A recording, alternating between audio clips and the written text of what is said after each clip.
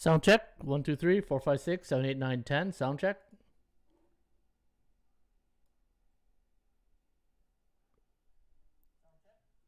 All right. How you doing, folks? Ron Raymond here from the Ram Report for a Football Friday, September 17th. Hope you're having yourself a good start to your day. As always, don't forget, subscribe to our channel by tapping that notification bell in the top right-hand corner or hit the subscribe button below this video if you are using a mobile device. Today's podcast is brought to you by the World Series of Handicapping Pro Football Contest Season number 10. That's right, we're in Season number 10. And folks, you want to follow the top pickers each and every day right here, just like you do at bullpenpicks.com. You go to World Series of Handicapping.com on the Sunday. You'll be able to see all the picks.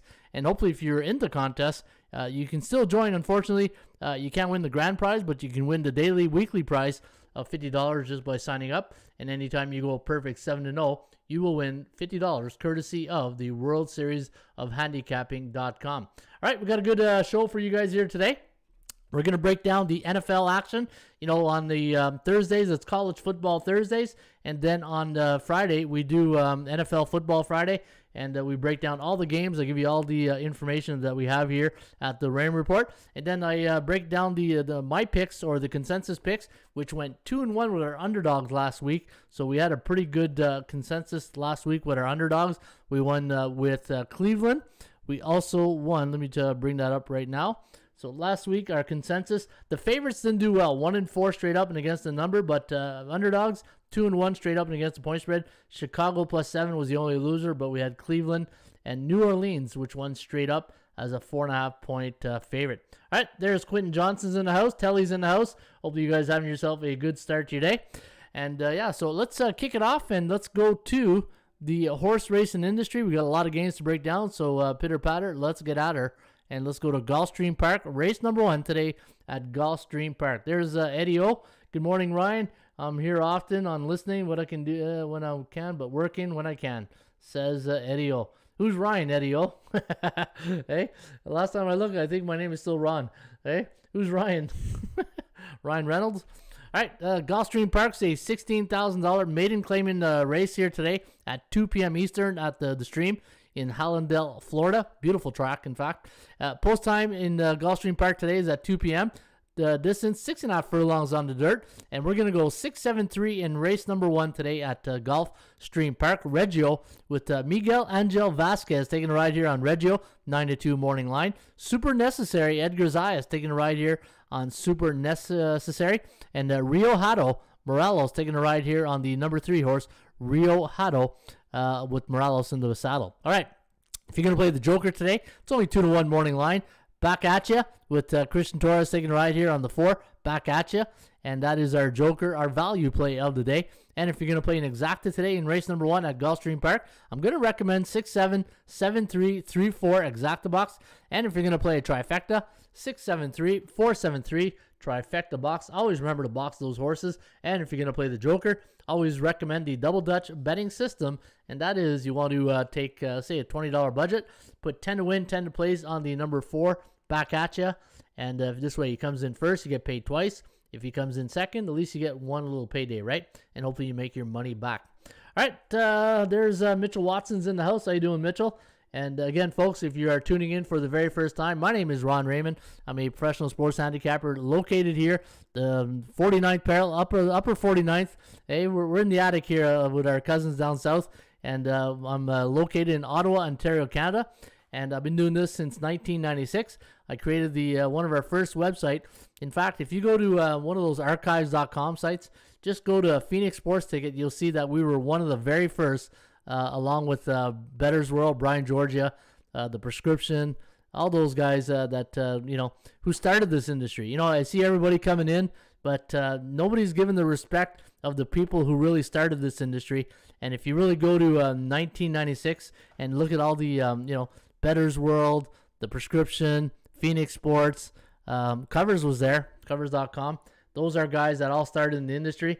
And to me, there's just a lack of respect to all the, and Vegas Insiders, guys, old timers like Mike Lee, Russ Culver, Keith Glantz, all those guys, man. Those are the guys who really started this industry.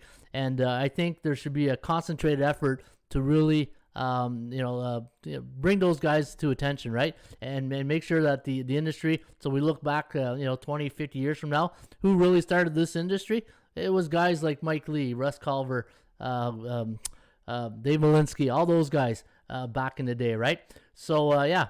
All right, there's Sniper, there's Mitchell Watson, Eddie. Sorry about that, Ron. I speak and my phone writes text and I was paying attention while driving. You shouldn't be texting and driving, Eddie. Oh, hey, as much as I know you love the show, hey, you shouldn't be texting and driving. Mitchell Watson coming in from Minnesota. Is that Minnesota, MI?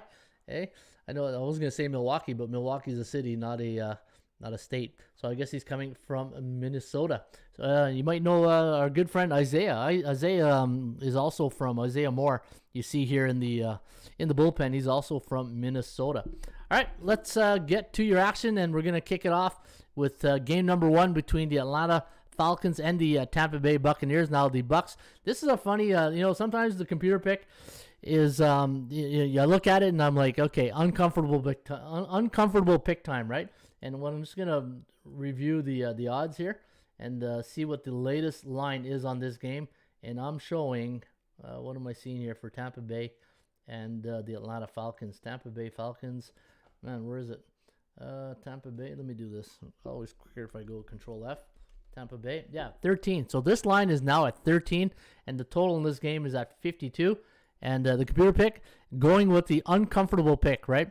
21.8 for Atlanta, 17.1 for the Tampa Bay Buccaneers. The over/under at 39.01, so it does like it to go under the total. And when you handicap week 1, 2, and 3 of the NFL football season, the one thing you can't do is rely on last week's efforts, right?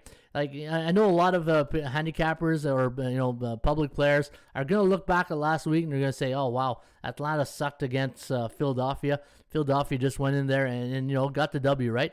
And I say it all the time. Football games are it's like a style of a fight. Sometimes the team you're playing, for some reason you don't play well against that team. It's like Mike Tyson with Buster Douglas, right? You get one lucky shot and the rest is history. But football games are like fights, and sometimes the styles don't mess. You got a division game here. Tampa Bay coming off that come from behind win last week against the Dallas Cowboys, and we look back and Matty Ice is getting older, and you look at the weapons here for the Falcons. You got Mike Davis as running back, and we talk about this in basketball all the time, right? Remember I say in basketball, Batman needs Robin. It's the same thing in the in football, right? When I look at the receivers, you can't put all the pressure on one receiver. And in the receiving core, there's always a Batman and Robin. And when you look at the receiving core for the Atlanta Falcons, the 1-2 punch is Calvin Ridley, Russell Gage, right? So when you look at that and then you look at Tampa Bay, obviously from a power ratings, and what I've done is I've started a new power rating system. You remember when I told you guys last week, you got to marry analytics with the eyes. Your eyes are your prize, your scouting report. And what I've done is I'm trying a new exercise is that I'm grading. I'm doing my own power rating on every unit of a football team, right? So I'm grading quarterbacks, running backs, receivers, defense, special teams, coaching staff, strength of schedule, the perception that's out there, and the ATS calculator numbers, right? And I come up with a 30-point system, and I'm gonna keep an eye out. Last night the power rating system was 16-13 Washington, so pretty good start right there, right? But on this power rating here, I got 23-13 Tampa Bay. Like, Atlanta didn't really look good last week, but the one thing in the NFL, that's a lot of points. You got to keep in mind, there's still professional athletes. Anything can happen in a football game. And one of my rules is that anytime I get a double-digit underdog in football, NFL, it's almost like, I have to take it. It's like the fundamentals, right? It's just, I don't like giving... I don't like laying like 13 or 12 and a half points, even if it's Tom Brady and the Tampa Bay Buccaneers, right? So looking at this game going into Sunday between the Bucs and the Falcons, the last time these two teams met was obviously a couple of last year. They played 2 games because they're playing in the same division. It was a 27-44 win for the Bucs and a 31-27 win. And that was on December 20th, right? So as you can see right there, anything can happen on any given Sunday, right? So looking at this game, looking at my consensus newsletters, and my consensus newsletters, has a little lean here. Let me go back here. So two of the newsletters are on Tampa Bay, and I'm the only one on Atlanta, but that's the analytics, right? But the consensus has 24-17, so it has them winning by 7. And the Atlanta Falcons here, you're getting good value on the Falcons, but keep in mind they need to do a better job than last week with the Eagles going in there and really putting the boots to them, right? And they went and got Art Smith, the head coach for the Atlanta Falcons. Arthur Smith, not the start he wanted, but it is what it is sometimes, right? And now that he's got his feet wet, welcome to Tampa Bay, Artie. Hey. Already the one-man party is going to Tampa Bay, and we'll see what happens right there. All right, let's take a look at some of the stats here on the in week number 2 for the Atlanta Falcons to see if there's anything that really stands right out. And nothing really. The total here. So Atlanta on the road on 6 days rest the last 3 years, 9-3 to the over. And when they're coming off a loss the last 3 years and they're on the road the next last 2 years, 5-7 against the numbers. So anytime if you're a member and you're saying, hey, the last 3 years, but 5-7 doesn't equal the last 3 seasons. Well, for some reason our database looks at 2021 as year number 3, right? So it's really the last 2 years.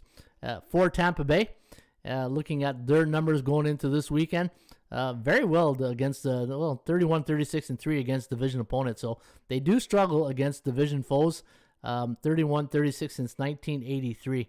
No, that see last. I'll have to do the math. Yeah, it could be since 83 because that seems like a lot of numbers right there. So 31-36-3 since 83, and looking at the over/unders, a lot of overs here.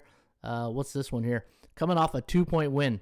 So the Tampa Bay Buccaneers coming off a 2-point win, 0-5 to the under. 0-5 to the under, and I think that is the last 3 years. So, nevertheless, I'm going to lean. I'm taking the points here. I know it's my uncomfortable pick, and a lot of people here are going to take probably Tampa Bay. But again, even though Tampa Bay beat Dallas, they didn't do it in a convincing fashion, right? And Atlanta, you got to treat week 1, week 2, week 3 of the NFL like it's week 1.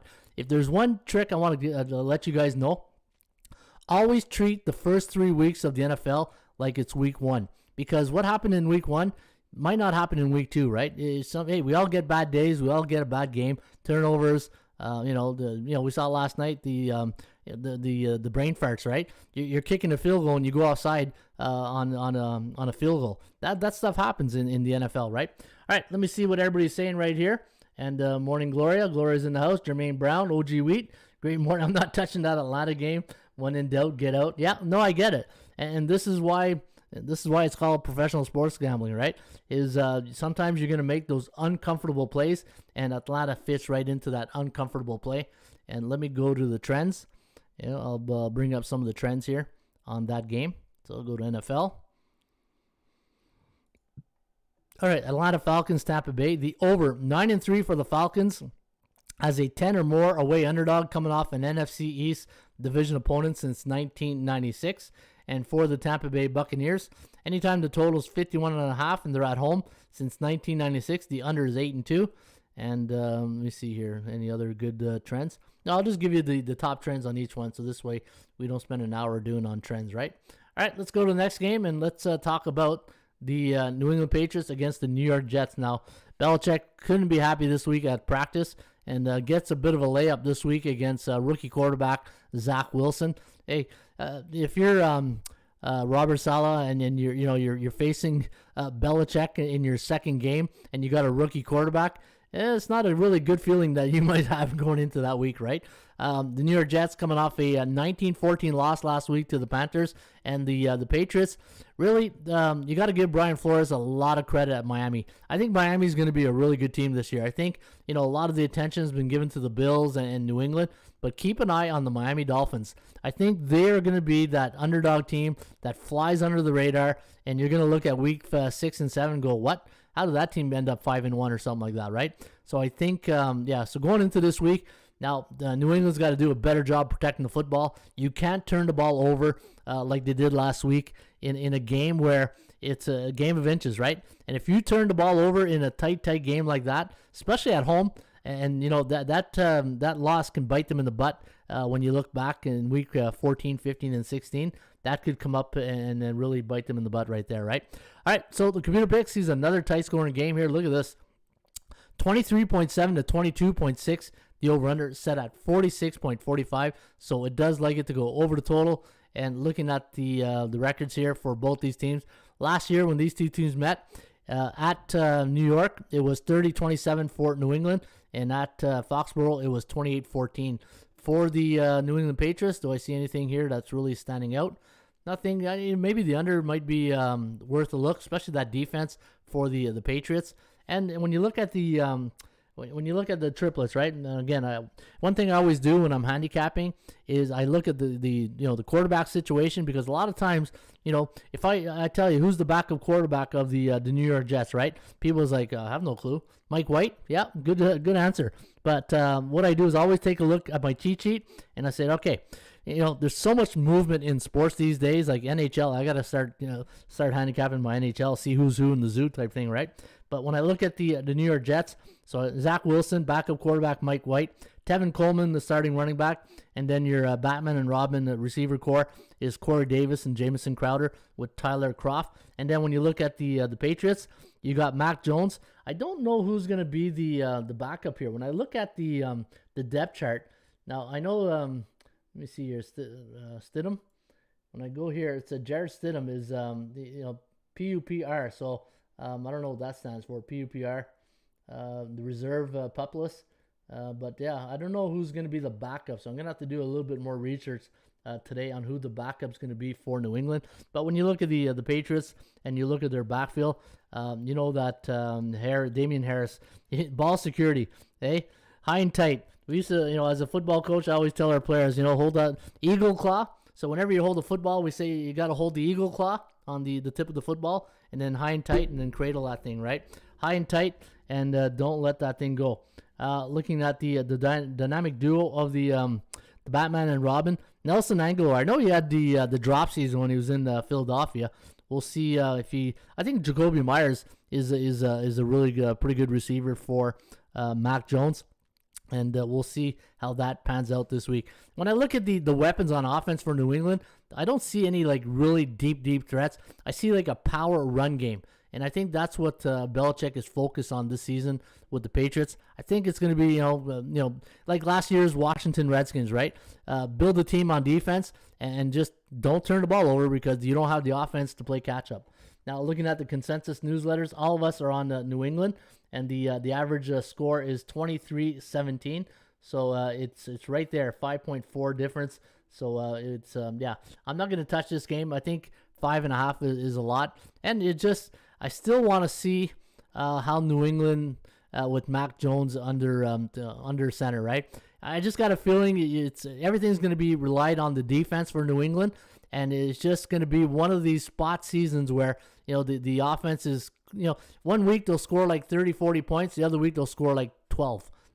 I just don't see any consistency. I just don't know where they're going to get their touches here and their points on offense. And the New York Jets, it's a building in process, right? It's a situation where they're just keep building the building blocks, and it's a work in progress. I think the New York Jets is a work in progress, and you're going to get your flashes of good games, but if you're a Jets fan, buckle in. You might be in for a long ride here. All right, the 49ers against the Eagles. Now, 49er-Eagles is going to be an interesting matchup. This year, for the Eagles, with Nick Sirianni, the new head coach for the Philadelphia Eagles, he goes into Philly last week, and he beats another rookie head coach in Arthur Smith, right? And going into that game, they didn't have a good preseason. Same thing with Atlanta. I don't think Atlanta had a really great preseason. So the jury's still out on the Philadelphia Eagles. Again, you got to treat week 1, 2, and 3 like it's week 1. And it just, after week 3, you get a sort of an idea of the identity. Anytime you watch a football game and you say, okay, when I look at the Philadelphia Eagles, what's their identity as a team, right? Same thing with San Francisco. Good defense, now with Trey Lance at quarterback. Probably an option quarterback, Jimmy Garoppolo. Can he stay healthy?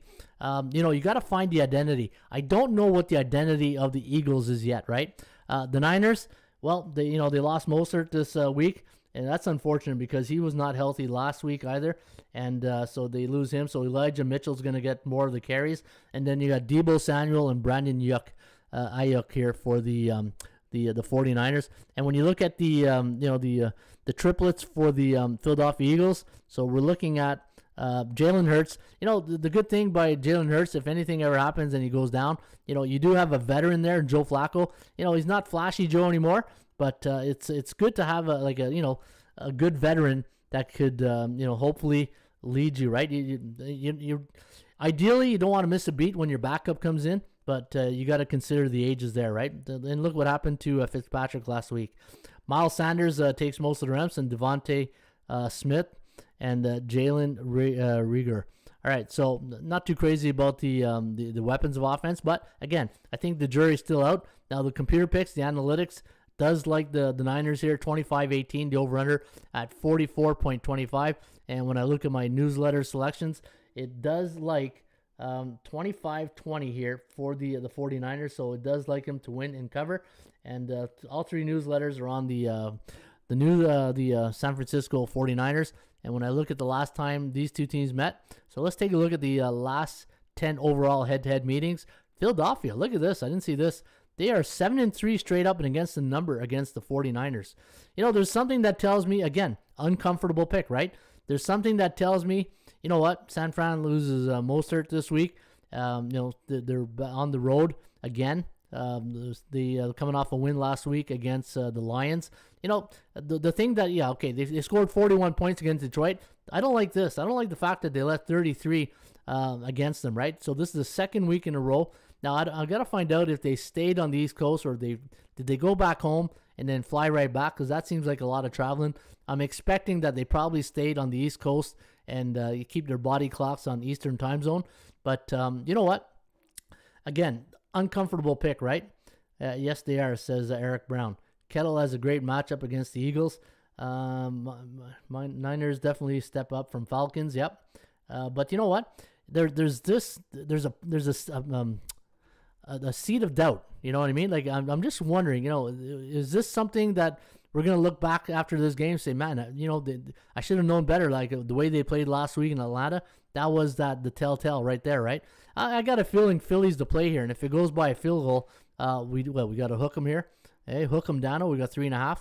So yeah, you know what? I think the Eagles might be worth that uncomfortable situation play. And look at the record they have: 7-3 straight up and against the number. And they got the Dallas Cowboys on deck though. That's a pretty big look ahead game. And if I'm not mistaken, isn't that like the Monday Night Football game? Game of the week next week. Let me take a look here. Cowboys, yep. Philly at Cowboys next Monday night. So that is a Monday Night Football game. And for the 49ers, they have Green Bay. So both teams got pretty big look-ahead games. Niners got Green Bay at home, and then Philly has the Cowboys. But yeah, you know what? Something tells me, they just take a big deep breath and take Philadelphia plus 3.5.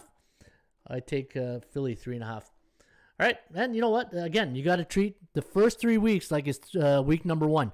Don't go in week 2 thinking that the team that won last week, and Tennessee is a great example, and I'll get to that game in a second. You got to treat the first 3 weeks of an NFL season like it's week 1, and then you'll have a better idea of who's who in the zoo, right? All right, Tennessee, speaking of the devil, there they are. Tennessee against Seattle.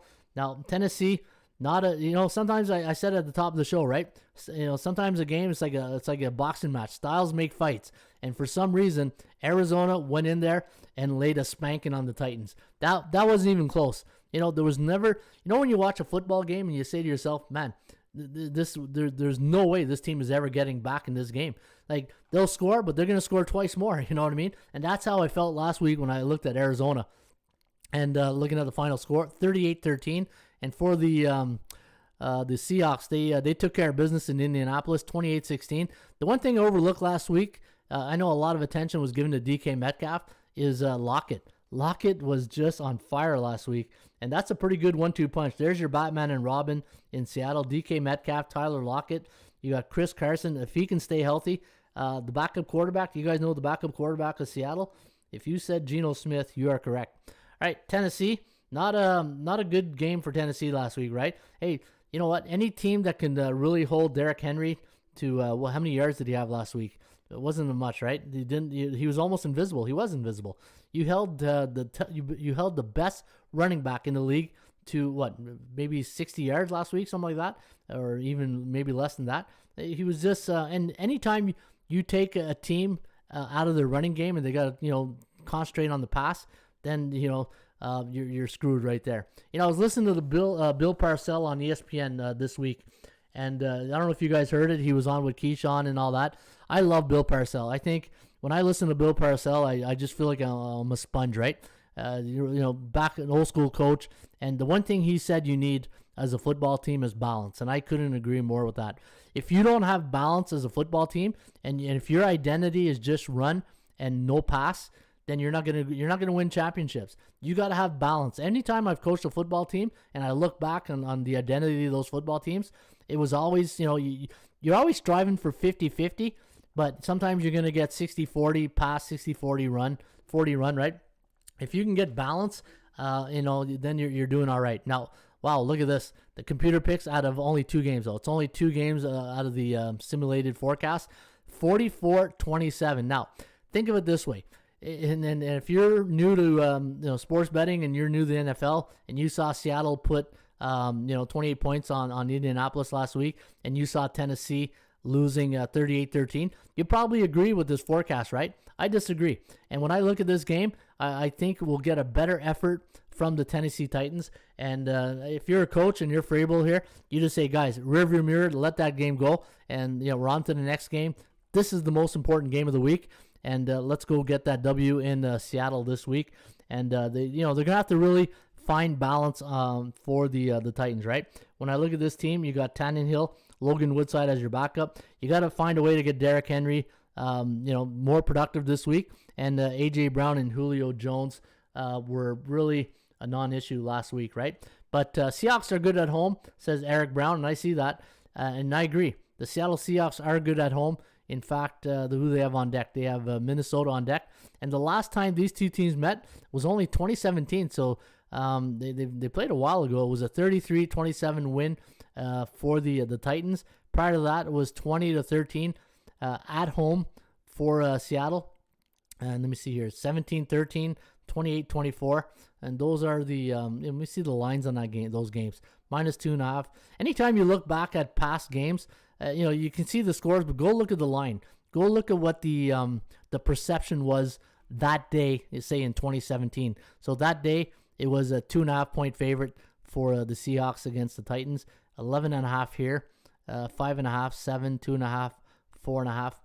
And let me take a look here at Seattle at home. And let's take a look. You know what? Let me go to my database here. Oh, you know what? I forgot to give you guys the trends on the. You know what? I'll do the trends after. I'll do the trends after at the 80% Club. Let me go look at Seattle now. Eric Brown says Seattle's good at home. I think you're right, and I'm going to take a good look here. So Seattle, but let's see if they're good as a favorite or an underdog. So Seattle, let's do home team, and let's do the last. Let's go last 3 years. Okay, let's go last 3 years. Let's see this: 11-6, 8-9 against the number.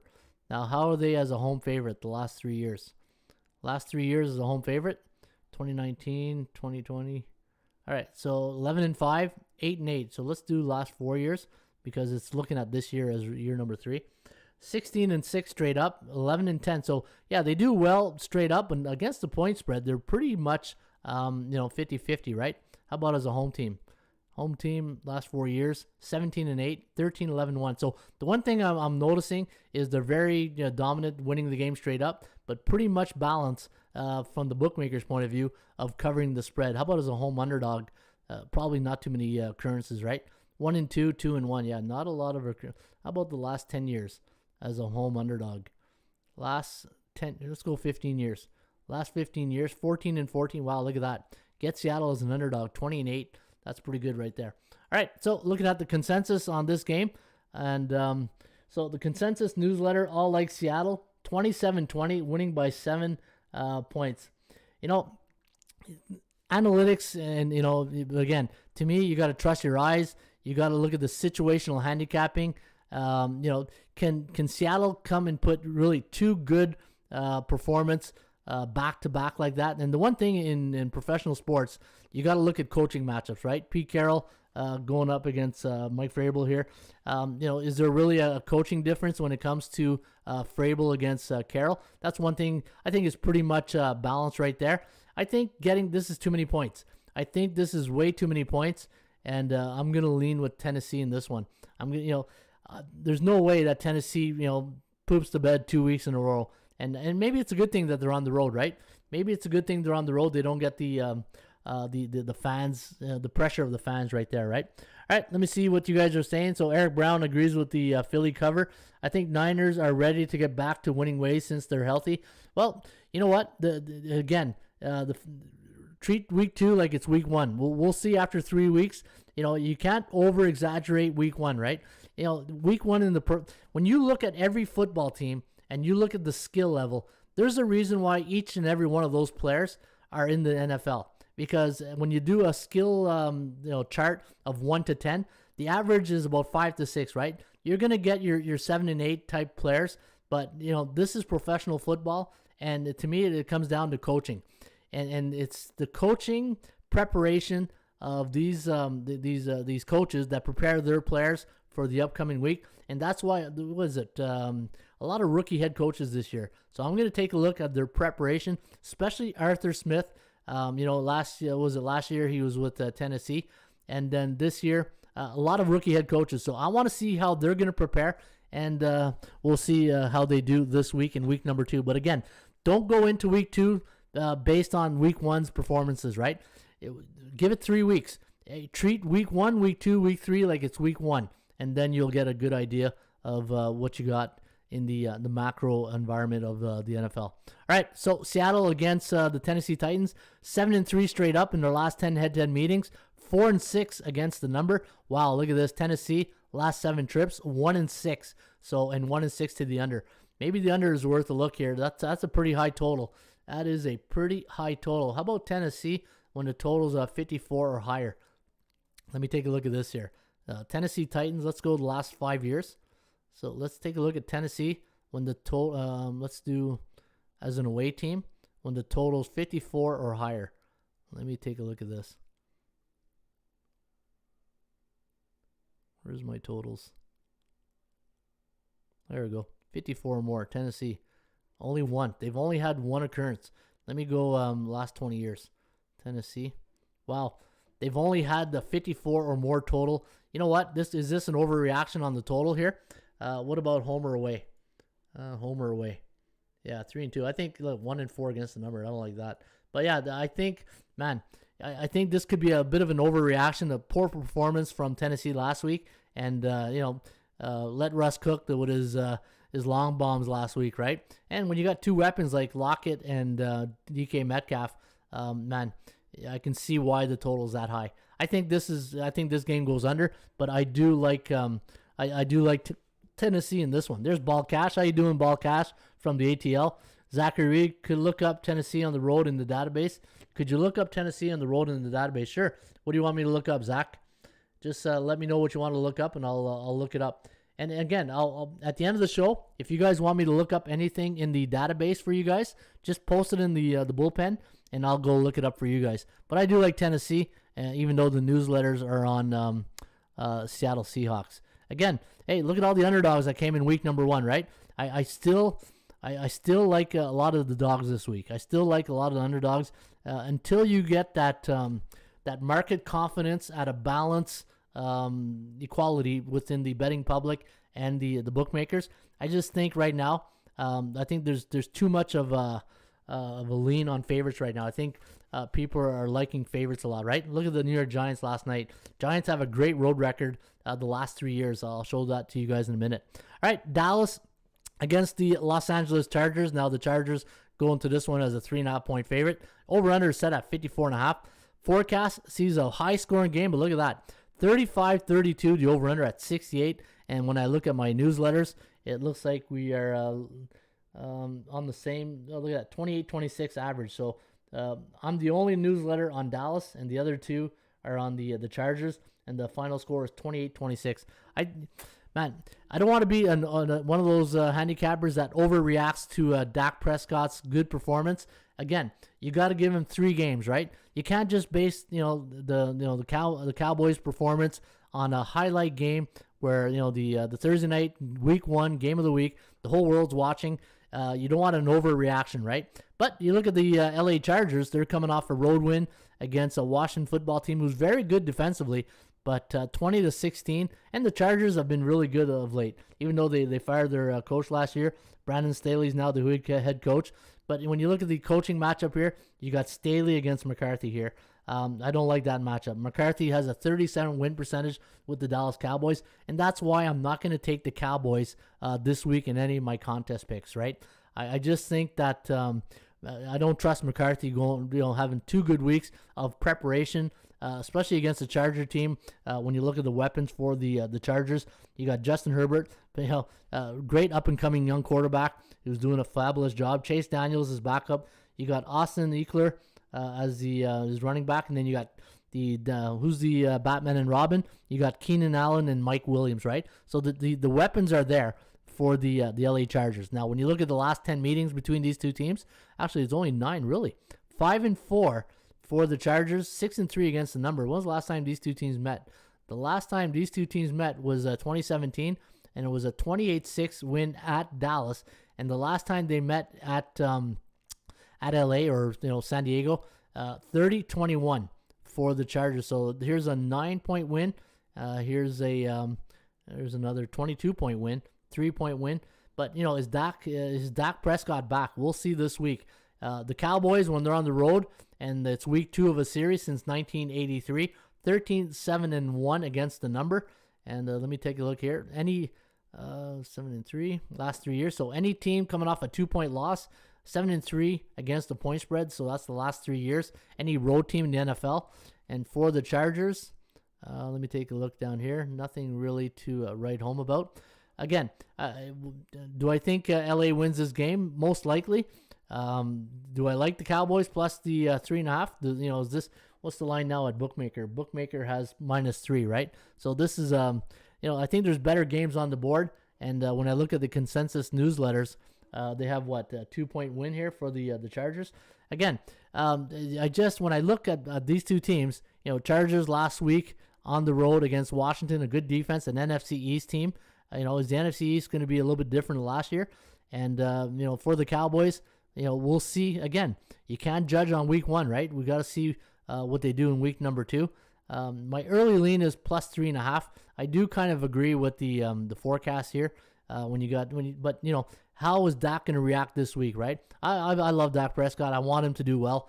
And from a personal, when you as a humanitarian to see what he's went through with his foot last year, you want a good feel-good story for him, right? And he looks like a really good dude.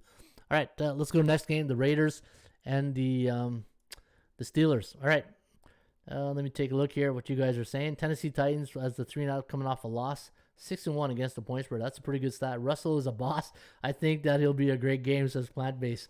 Hey, Russell's the boss. Is a boss, he says. Plant-Based. That's awesome. All right, so the Raiders, they won that game a couple times last week against the Baltimore Ravens. You know what? Hey, you beat the Baltimore Ravens, who have one of the best road records against the point spread. In fact, I think when I showed you guys on the video, I want to say 18 and let me see here, Baltimore. I did this last week on the Monday Night Show. And let's take a look here. Baltimore as a road underdog, say let's go last 4 years. Probably, I think it's one of the best road records against the point spread of any team. No, not that. 6-2. No, it has to be more than that. As an away, maybe it was an away team. Yeah, there it is. 18-8-3. 18-8-3 as an away team the last 4 years as an away underdog. One of the best records against the point spread. And, a lot of pressure on Gruden. Like, I don't know. Gruden didn't look confident in his decision making on Monday night. In overtime, he sends the field goal team, then he brings them back and say, "What are you doing?" There was a lot of uncertainty in his decision making. I found. I'm going to keep an eye on that. I think this is a tough spot for the Raiders. You play Monday night. You're short week. You're going back to Pittsburgh, where you've done pretty well actually. You've done not too bad in Pittsburgh. Now the Steelers coming off a big win last week against our Bills. Plant base wasn't too happy with that. They got the Bengals on decks. Raiders got Miami Dolphins on deck at home. And when Pittsburgh faces, look at that, see what I mean?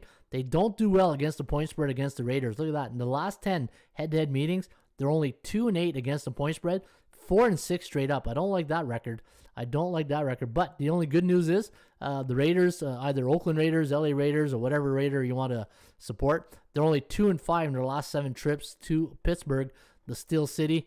Forecast leaning with a victory here for the Pittsburgh Steelers, 27-18, the over-under at 45.9. And you know what? Mike Tomlin, all he does is keep winning, right? And I think this is a mismatch when it comes to coaching. I think Tomlin's going to eat his lunch. Again, I don't like the way John Gruden coached last week. And, listening to the pregame show, and there seems to be like uncertainty between Gruden and Carr. I don't know, just listening to Steve Young talk, it left a doubt in my mind that the relationship between Carr and Gruden publicly is not, something he said, like Steve Young said something that he would like to see John Gruden come out publicly and talk, positive thing about his quarterback. He said something to that effect, and I was like, ooh, I don't like that, hear that. That tells me there's trust issues between the quarterback and the head coach, right? So I don't like hearing that stuff. Now, going into this one, I'm going with the Steelers. Like Pittsburgh at home in September. What's Pittsburgh's home team in September?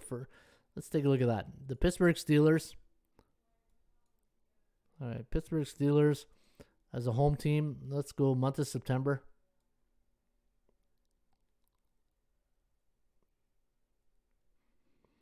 All right, where is September? There we go. Month of September. And let's go last 10 years. Let's take a look at the last 10 years. 8-6, really? Okay. 8-6, wow. I thought it'd be a little bit better than that. All right, what about as a favorite? What about as a home favorite? 8-5, 6-7. Wait, let me see here. 8-6, 6-8 in September. I'm going back to 2012 here. And not a lot of games in September, eh? All right, so we played a couple here, 2 here, 2 here. Yeah, that seems about right. 8-6 September. For some reason, I thought the Steelers were a little bit better in September, right? But I do like Pittsburgh here. I think this is a bad handicapping spot, situational handicapping spot for the Raiders. And the forecast on the computer pick from all the newsletters are on Pittsburgh, 28-21. The difference is 7. And what does the bookmaker have right now? Bookmaker has the Steelers at -6. So this line opened up at 5.5, and it's now what 6. Let me see here. What did it open up at? So I see the line opened up at it went to 6. It went to 5.5. It went to 4.5 at one point, and then back up to 6.5. So the line's a little bit of a bungee here on the line. All right, let's go to the next game. Minnesota against now. Here's the thing with Minnesota and Arizona. Normally, teams that have a history of being like a pretty decent team, there's like, okay, the do factor, right? Everybody's expecting Minnesota to bounce back, but the warning sign was last year when they lost a lot of defensive players, and they go in the preseason 0-3, and then last week you go to Cincinnati, and normally Cincinnati's is it's a pretty. You probably win 8 of your last 10 games in Cincinnati, right? Joe Burrow's playing really good, but I got a feeling this Minnesota team is just not right. Arizona, everybody's expecting a big letdown factor here. I don't see it. I don't see a letdown factor here for Arizona. In fact, 27-21 is the computer pick, and the newsletters that I subscribe to were all on 28-21. So all the 3 newsletters are on Arizona. And we have them winning by 7. We got it here by 6. I do like Arizona here. They got Jacksonville on deck, and Minnesota. If they lose this one, they got Seattle on deck. You're looking at 0-3 right in the face right there. And but the good news is if you're a Minnesota fan, in the last 10 head-to-head meetings, Minnesota is 7-3 straight up, but 4-5-1 against the number. But I do like Arizona in this one. I do like Arizona, and hey, the weapons are there, right? And the weapons are there, so I do like Arizona in this one. Let me see what you guys are saying. Arizona and Saints are my two favorite picks, as Peyton Sports Girl. Vikings are, and you know what? Here's another exercise you can do, right? And I'll do it after. I'll do it out there. The perception versus reality, right? And we'll talk about the uncomfortable picks. And in week 1, the uncomfortable picks did pretty well. But again, you got to respect the NFL. Hey, the NFL is professional football players, and there's a media hype that is out there in the public conscience. But there's also a reality of what the coaching and these players can do skill wise. That you gotta find. You gotta comb through the BS, right? And go find. And that's the trick of sports betting. Don't fall in love with perception and get to the reality, and try to find that caramel secret when you're trying to combine perception and reality.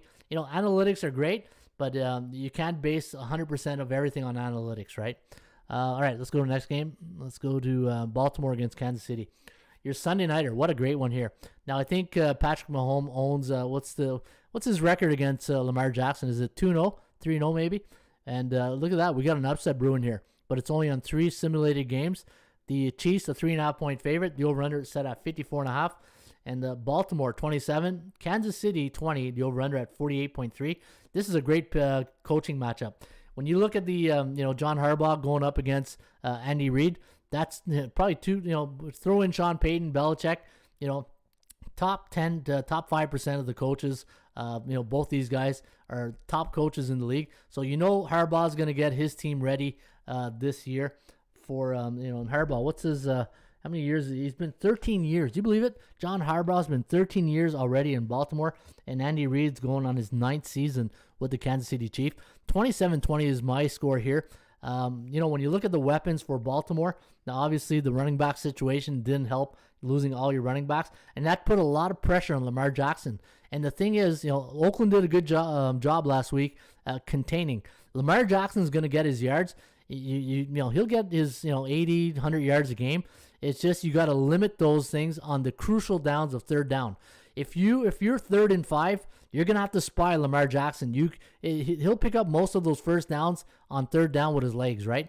And force him to throw. If I'm probably Andy Reid, and I think Bill Belichick had the that was against Kansas City. You got to find out, how do you stop Lamar Jackson on 3rd down? You send 3 and then you spy him, and then you put more coverages in the backfield. So this way you force him to pinpoint his throws and find a hole in the windows. Or do you come at him? But if you come at him, he's so elusive that he'll burn you. He'll burn you. But looking at the consensus newsletters, and it does have 26-20 Baltimore. 2 of the newsletters are on Baltimore. 1's on Kansas City. So you know what? Again, we're talking gambling here, and an uncomfortable pick. Patrick Mahomes. And the one thing with Patrick Mahomes, I find he is the master of elusiveness.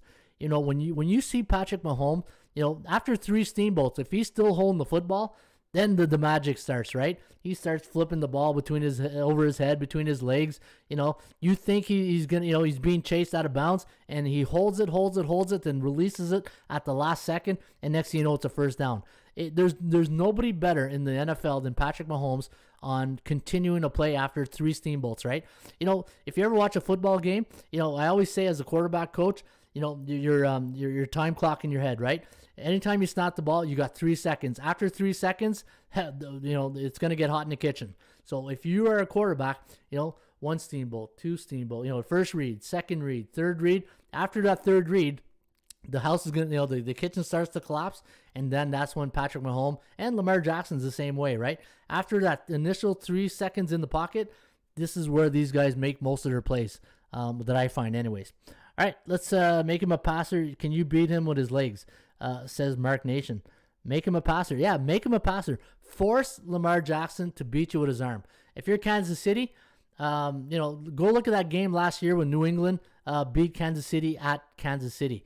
Bill Belichick laid out the perfect blueprint, and I think what he did in that game, he only sent 3 people. He spied. He had a linebacker spy on Mahomes, and he forced Mahomes to really pinpoint his throws, right? And anytime you get quarterbacks like this, you force them to be Joe Montana, right? You force these guys to be Joe Montana and beat you with their arms. You don't want to get beat with your legs. I can just imagine if these two guys ever played in the CFL.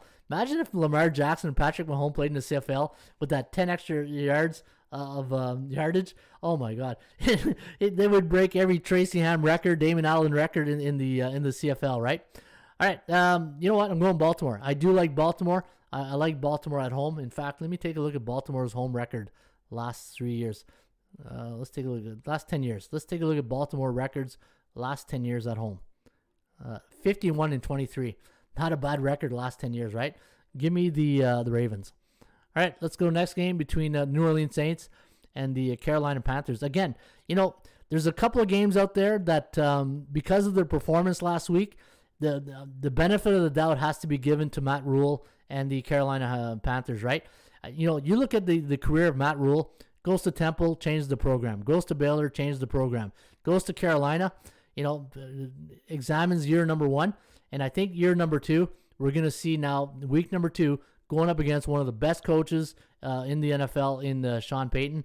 This will be a great coaching matchup to watch. If you love watching coaches, watch Matt Rule, his game plan, his execution, and what he his in-game decisions, and Sean Payton, right? Sean Payton, to me, one of the best coaches. We saw it last week against Green Bay, right? But Green Bay, disinterested, right? Going back to my 10-80-10 rule and Urban Meyer. If you read Urban Meyer's book, he believes the football team is based on a 10-80-10 rule, right?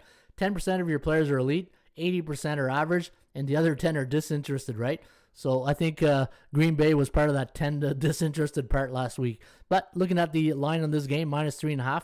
Carolina is the total's at 44.5, and we like the Saints here 26-18. Now the one thing here, Jameis Winston he had a good preseason. He had a really good game last week. Can he really, in week number 2? And like I said earlier, right?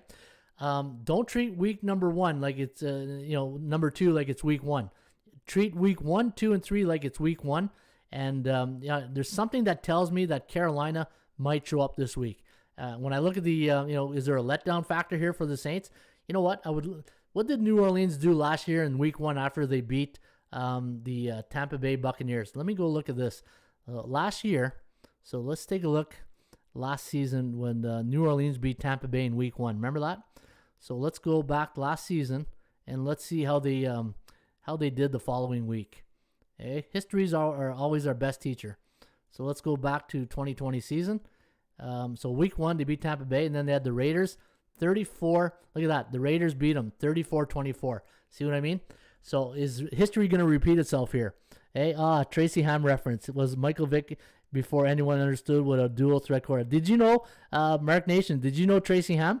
Tracy Ham was one of the best CFL quarterbacks with the Edmonton Eskimos. Tracy Ham was Damon Allen, Tracy Ham, one of the best running quarterbacks in the the CFL. He played in Montreal, played in Edmonton.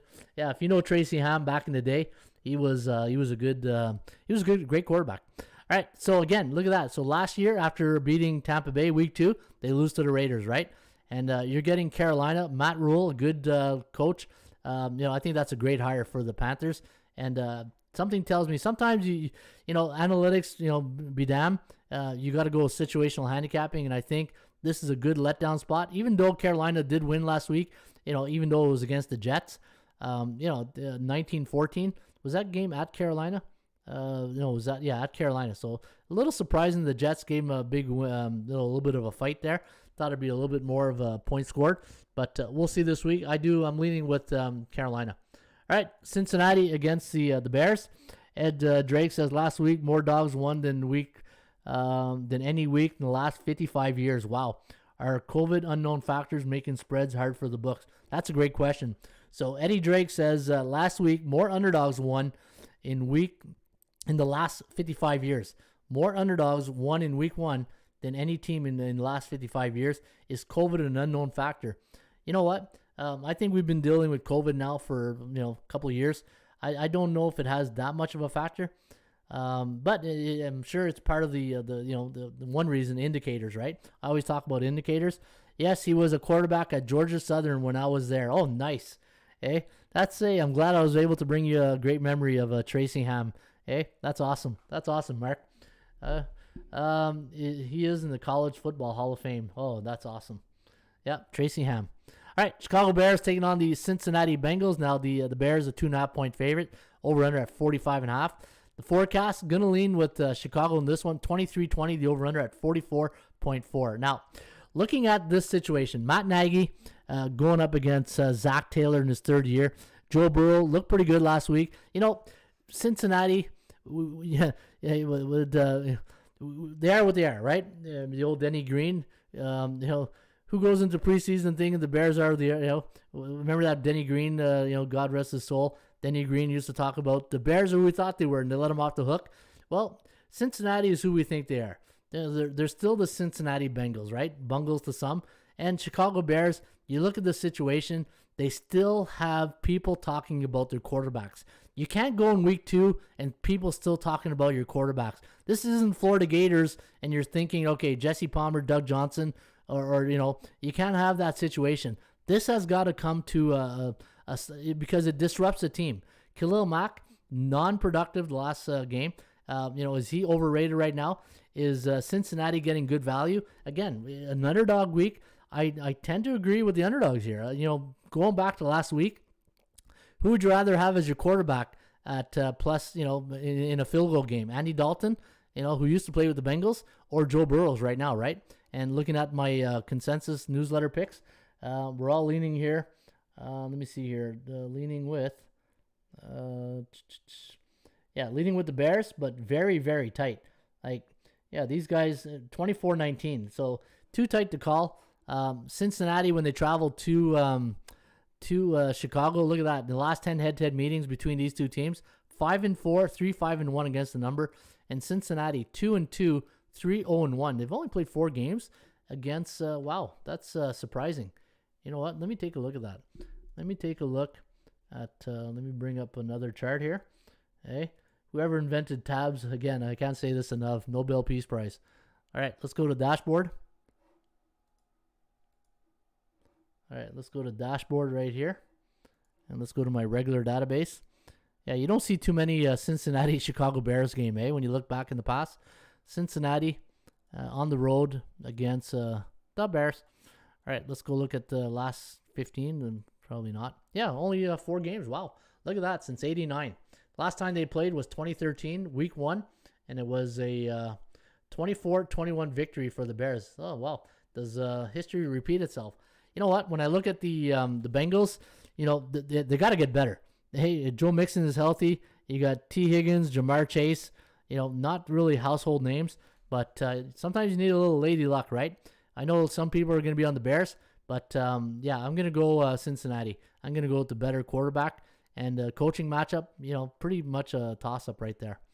All right, Houston against Cleveland. All right, this is an interesting matchup right here. 12.5 point. Is this an overreaction, 12.5 points? Should this be like maybe 7.5? You got Houston Texans coming off a big win last week, even though it was against Jacksonville, 37-21. The Browns, coaching last week, I thought the time management in that game was awful by Stefanski near the end. Baker Mayfield is, I think he's going to have a big year. I love Baker Mayfield. He gives all the short quarterbacks hope. Hey, if you're a short quarterback who's 5'10" or lower, hey, just feel good that Baker Mayfield. Oh, Baker Mayfield is what? Maybe 6. How tall is Baker? Let me take a look here. Maybe he's taller than I think. Baker Mayfield. He is 6'1". Yeah, no, okay, 6'1". I thought he was a little shorter than that, but 6'1" is that's good. That's average size for a quarterback. Looking at the matchup here for the Houston Texans when they travel to Cleveland, 2-3, 3-2 against the number, and the last 10 head. Oh wow, look at this! In the last 10 head-to-head meetings, 3-7 for the Cleveland Browns, 2-8 against the point spread, but 1-9 to the under. Now, Tyrod Taylor is going to be taking the snaps now for the Houston Texans. Hey, still got baseball on my mind here. All right, Houston. So you got Davis Mills, the backup, Mark Ingram, then your Batman and Robin, Brandon Cooks, Chris Conley, and then we know who's who in the Cleveland Browns, right? Looking at my newsletter here on this game, we got 28-23. Again, the NFL, you got to respect the NFL. I think this is way too many points. Houston played Jacksonville last week. Cleveland, they should have won against Kansas City. Is that the overreaction of thinking, they played really tight against the Chiefs? Because when you look at Cleveland, let's take a look at Cleveland's home record the last 3 years. I think it's pretty good. Like, Stefanski's got a pretty good record.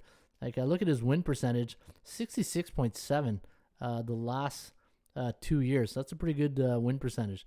Let me take a look at Cleveland as a home team. So let's take Cleveland. Let's take a look at the last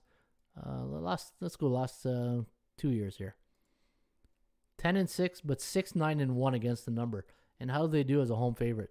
As a home favorite, 5-6, 9-3. Again, I think this is the forecast probably has it right here. 7-8, 12-4 straight up the last 5 years. I think the forecast has it right. I think it's a 24-20 type game, or my consensus newsletters say it's a 28-23. I think you're getting plus the points, and Houston wants to get rid of that distraction of Deshaun Watson, right? If you're on the Texans, you just want to talk football. You don't want to talk about Deshaun Watson anymore. You just want, especially first year head coach David Culley, got his first win last week. So let's see what he does in week number 2. All right, let's go to the next game between the Rams and the Colts. Let's do Rams and Colts. I feel the underdog is definitely an uncomfortable pick. I have a feeling about Baltimore. Definitely the under. Yeah, I like Baltimore too.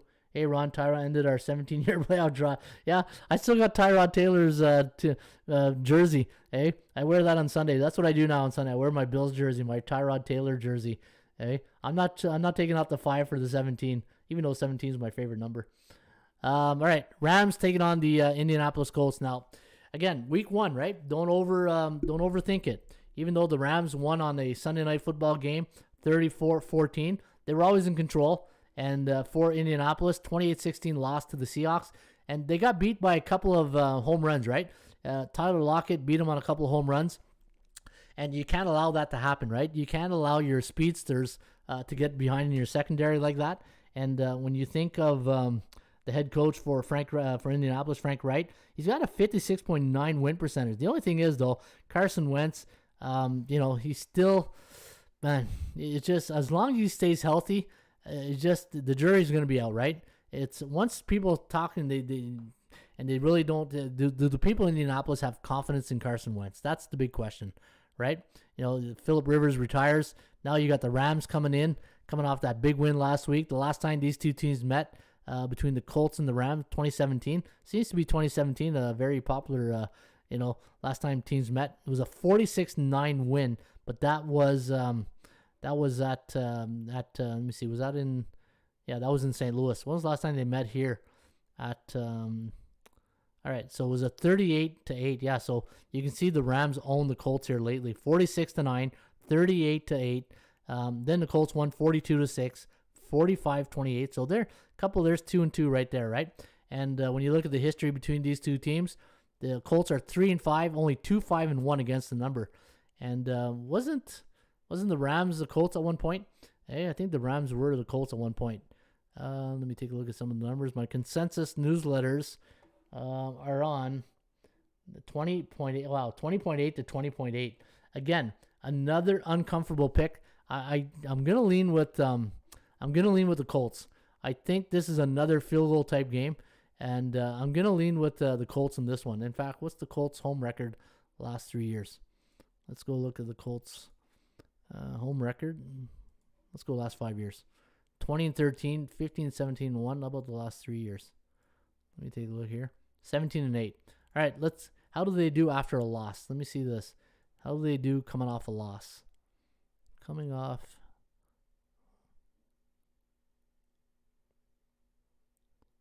Where's my loss?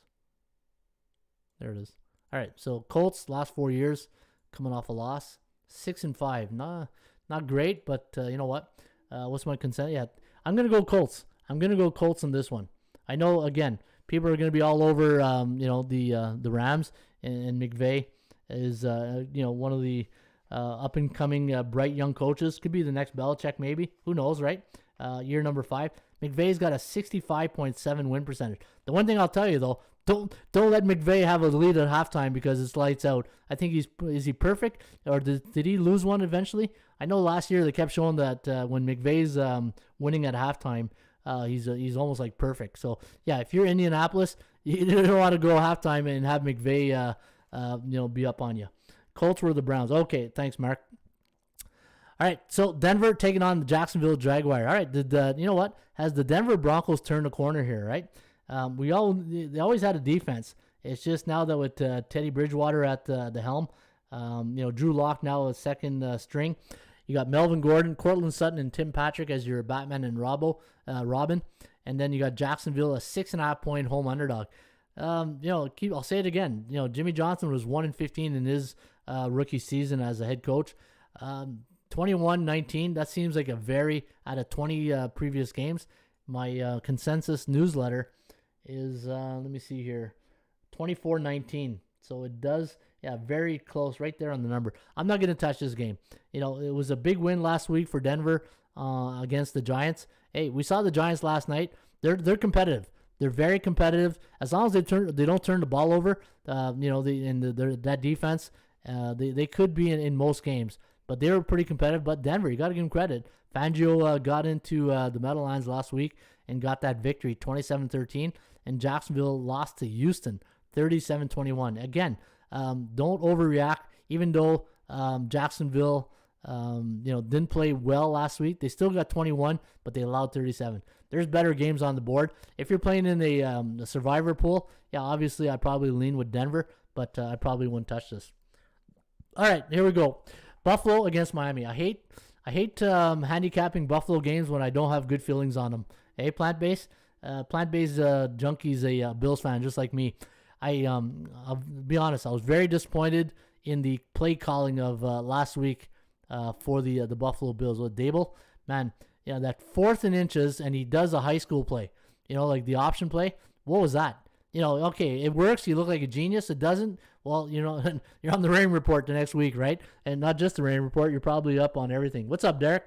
I see you, Derek. Hey, Derek Perez in the house. Look at the computer forecast here. And how does, let me see how let me go back here. All right, let's see how Buffalo has done in Miami in the last, let's go, how long is, so he's been there this is 4th year. So let's go back 3 games. So Buffalo Bills at Miami. And let's see how McDermott has done in Miami the last 3 years. So where's Miami? Right there. Let's go last 3. 2-1 and 1-2 against the number. Yeah. You know what? Say what you want, but Brian Flores is what he did last week in New England. When you go in New England week 1 and you get the W like that, and keep in mind, Miami went to New England last year and lost that game 27-11 or something like that, 21-11. And now they go back, and Brian Flores has got a year under his belt more. He's going into his, 3rd season. He's got a 46.9 win percentage. I got a feeling Miami's going to be this one team that, week 6 or 7, people are going to be talking about saying, man, where did this team come out of? Our forecast here is 40-26, the over-under at 60. Has a high-scoring affair. Wow. What's the total in this game? 47. Yeah, that's a high total, right? When you're not used to seeing those. What's the normal total for Bills and Dolphins? 42, 41, 41, 42, 39, 40. So this seems like a very high total. Let me check the Super Database. So let me go back here. So let's do any game between Buffalo and Miami, and the totals between, what did I say the total was in this game? 47.5. So let me do this. And let's go to total. 47.5 to 51. Let's go last 10. Let's see if there is 10 occurrences. No, see, not even the under. Yeah, the under seems like very attractive, right? But is this a trap? Look at the weapons. Josh Allen, we know he's got all the weapons. Stephon Diggs and let me see. Devin Singletary. I'm not sold on Singletary yet. I'm really not sold on Singletary. Emmanuel Sanders, the deep threat. But Tua, you can't be check down Tua, right?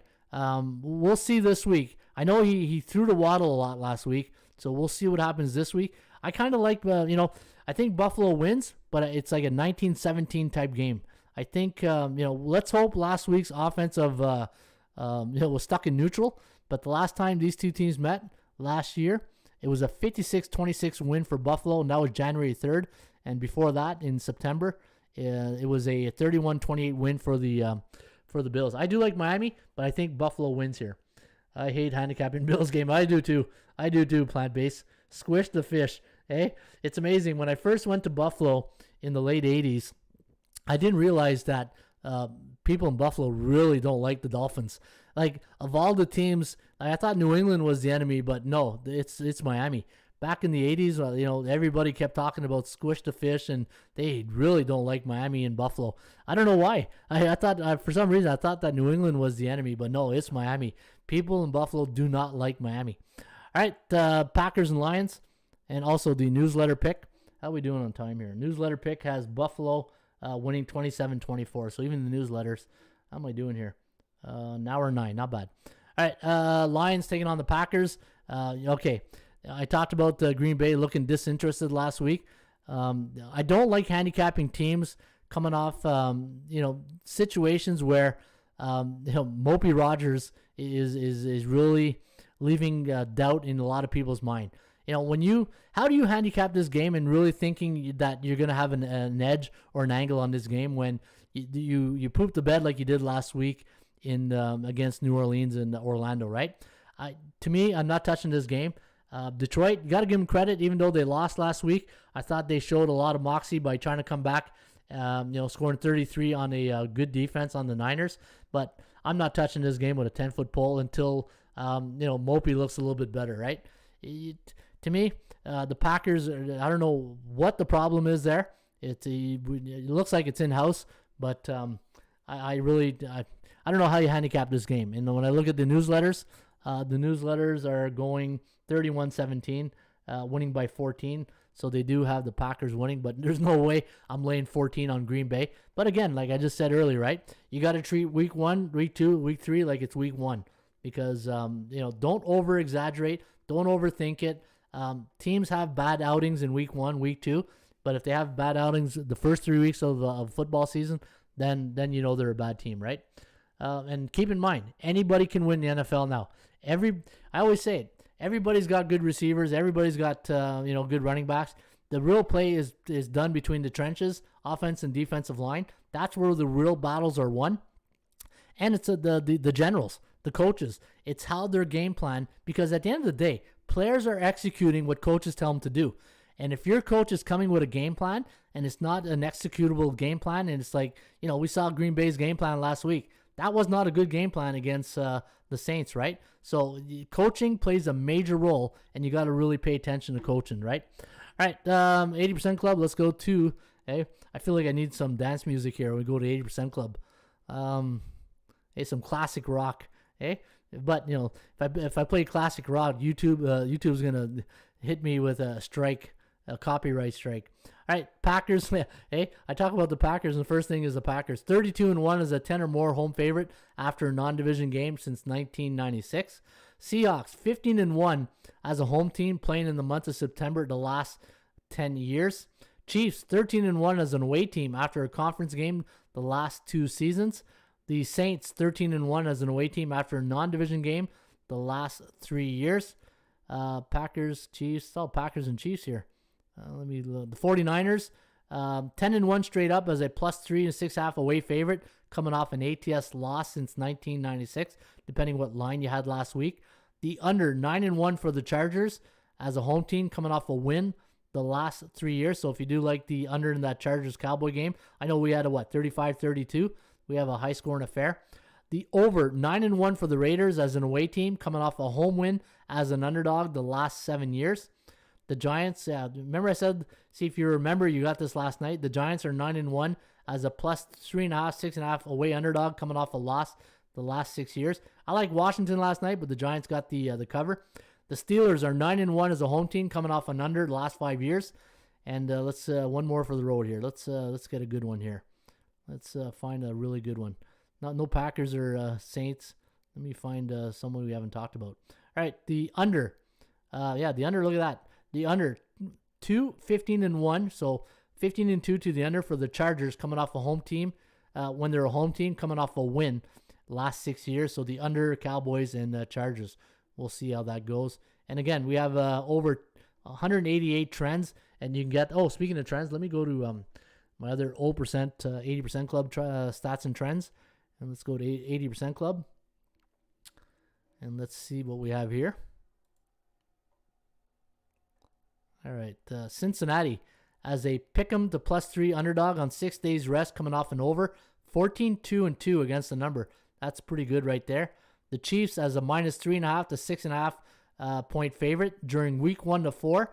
They're coming off an American Conference opponent, and they allowed 30 points or less against in the last game. 9-2 straight up and against the number. Carolina Panthers, look at this, as a straight up stat. As a home team after a non-conference game and allowed 14 points or less against in the last game. 12-3 straight up. That's pretty good. Any other good ones down here? Let me take a see if there are any other. Dallas Cowboys as a road underdog during the months of September, coming off a loss. 9-1 against the point spread. How about them Cowboys, right? All right, those are your 80% club stats. Again, folks, you can get the Raymond Report. I went through every game using the Raymond Report. You can get that by going to our website, atsstats.com. Use the promo code FB21, that's F as in Frank, B as in Bravo, 21, and get 20% off your next membership package. And you can get that each and every day right here at atsstats.com. All right, let me give you the consensus plays for week number 2. So last week, as I said at the top of the show, the favorites didn't do well, 1-4, but the underdogs went 2-1 straight up and against this point spread. So, all right, if you want to write this down, here are your top favorite plays on the consensus newsletters. Seattle -5.5, Pittsburgh -4.5, Arizona -4.5, New Orleans -3.5, and Chicago -2.5. And your top underdog plays for week number 2: Atlanta +12.5, Dallas +3.5, Baltimore +3.5, Houston +12.5, and the Indianapolis Colts +3.5 are your top 5 consensus newsletter plays for week number 2. All right, folks, I'll be back here on a Saturday. It'll be a weekend edition. We'll fly through the baseball, and I might do a couple of college football. But again, if you want to get a hold of me, you can always contact me at the website. And so have yourself a great rest of your day. And thanks for tuning in to the Raymond Report each and every day. I appreciate you guys coming in each and every day. Hey, we're building something special, and maybe one day we'll all meet somewhere, right? Hey, maybe we'll get Gary A off his boat there in North Bay, and we'll ask Tracy Ham to come and meet us somewhere. Hey, Mark, we'll bring Tracy Ham with us, and we'll relive the old days of Georgia Southern. All right, folks, have yourself a great rest of your day, and as I always say, hasta la vista, baby. See you mañana.